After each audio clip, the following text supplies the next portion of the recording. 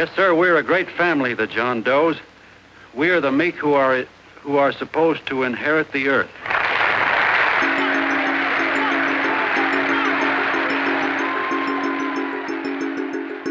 Hal Ashby's Being There from 1979 and Frank Capra's Meet John Doe from 1941 are two great movies from different points in history that share the same concerns about American politics, which are still relevant today.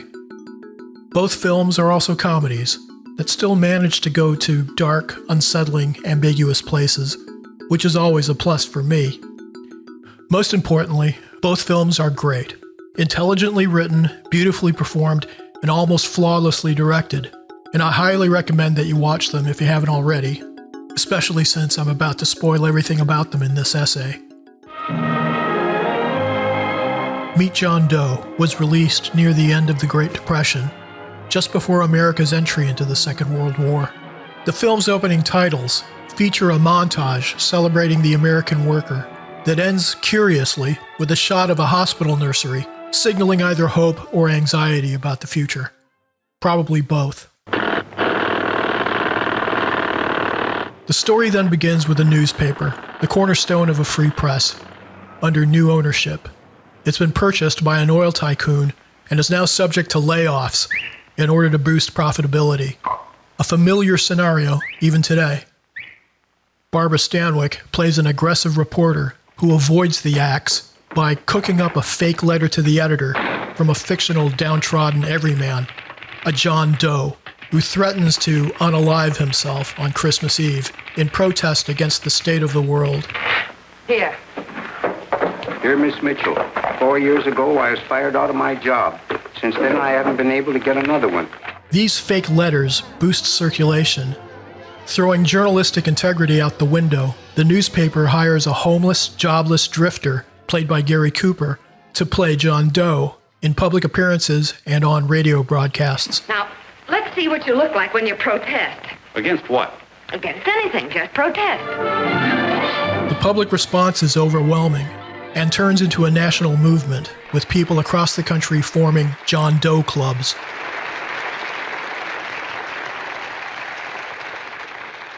Big business recognizes the power of this movement and resolves to appropriate it for its own political purposes. John Doe will announce the formation of a third party. A third party? Yes, the John Doe Party. This is an early attempt at what is now called astroturfing, where some political or business organization orchestrates an idea, an event, or a movement so that it appears to be spontaneous. A phony grassroots action meant to influence public opinion. Oil baron and newspaper tycoon D.B. Norton installs himself as the presidential nominee for the newly created John Doe Party. He's a lot like another rich and powerful candidate, introduced that very same year. I made no campaign promises. In spite of the fact that the John Doe movement is being usurped by oligarchs and was the result of a public relations hoax in the first place, their figurehead really is the living embodiment of the common man, an innocent who truly believes in the message of goodwill that's been written for him. So tear down the fence that separates you. Tear down the fence, and you'll tear down a lot of hates and prejudices.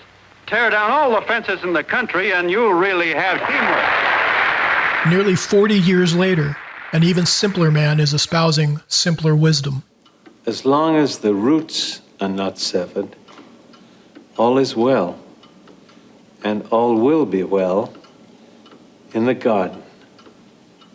In the film Being There, Peter Sellers plays Chance the gardener, who finds himself homeless in Washington, D.C. after the death of his employer. A chance encounter with Shirley MacLaine leads him to the home of another powerful billionaire, Ben Rand, played by Melvyn Douglas. Ben is enamored of Chance the gardener and interprets his gardening tips, the only subject that Chance knows anything about, as pearls of wisdom, aphorisms about how to live one's life and how to rule the nation. Through Ben's high-powered connections, Chance becomes a politically influential media sensation. I think he's brilliant. Even the president quotes him. Sort of. To quote Mr. Gardner, a most intuitive man. As long as the roots of industry remain firmly planted in the national soil, the economic prospects are undoubtedly sunny. These gardening analogies sound a whole lot like this presidential speech. A plant cannot be made to grow by watering the top alone and letting the roots go dry. The people of this country are the roots of the nation, and the sturdy trunk and the branches too. Released at the height of the Great Depression and at the beginning of FDR's presidency, Gabriel Over the White House is a strange film that espouses an American dictatorship as being a more effective way to cure the nation's problems than democracy. The film was financed by media mogul and political aspirant William Randolph Hearst, the man that Orson Welles modeled Citizen Kane after. It's well known how Hearst did everything he could to destroy Citizen Kane, which suffered at the box office and led to Orson Welles' exile from Hollywood. The fate of Meet John Doe was even worse. In 1945, just 4 years after the release of the film, Frank Capra and screenwriter Robert Riskin sold the rights to a distributor that destroyed the original camera negative. In 1969, the film's copyright wasn't renewed, and it's been in the public domain ever since. If ever a film deserved the Criterion treatment, it's Meet John Doe. One can't help but wonder if the film's fate was part of a deliberate attempt to erase it. Perhaps at the behest of men like these, the oligarchs attending Ben's funeral at the end of Being There. People of this country need to be awakened. I could never convince... What about Lawson? He's charismatic, exciting. Oh, he's a bit too exciting, I'm afraid. If they start bringing up things about... Gentlemen, time is running out. We must come to a decision.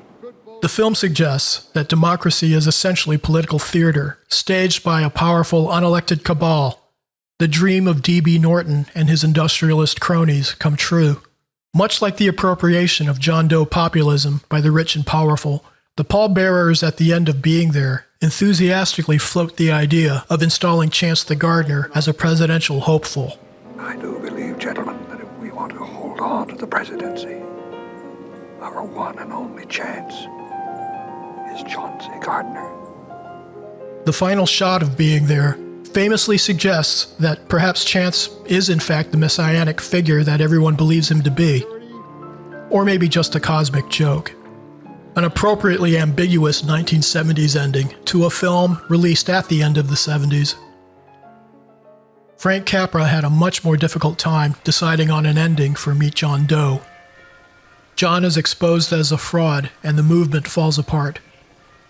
Capra shot 5 different endings for the film, including one where John actually jumps to his death, which definitely would not have worked in 1941. The film ultimately ends with John being persuaded not to off himself, and the bad guys appear to have lost this round. For now, at least. They are Norton, the people. Try and lick that. The ending title card may as well include a question mark, like at the end of a horror movie. The film's portrayal of hard-working regular folks under constant threat of mass media manipulation orchestrated by the rich and powerful is not easy to wrap up with an optimistic conclusion, which is why Hal Ashby had to go all stoned and meta with the ending of his film, born of the post-Watergate era, already well aware of the cynical maneuvers of the powerful. This fear of manufactured consensus can't be comfortably resolved in either film, in either era, and it transcends party lines and the old left-right binary. Frank Capra was a conservative Republican, and Hal Ashby was a hippie. In our current moment, the fears present in Meet John Doe and Being There are now a regular part of the collective political psyche, but in a strange way. John Doe's a fake!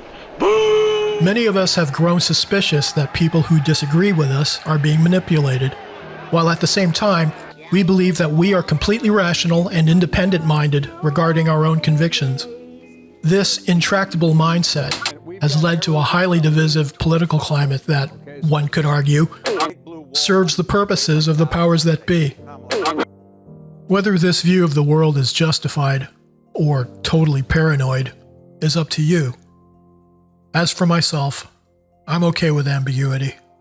It may now be the most realistic way to look at the world.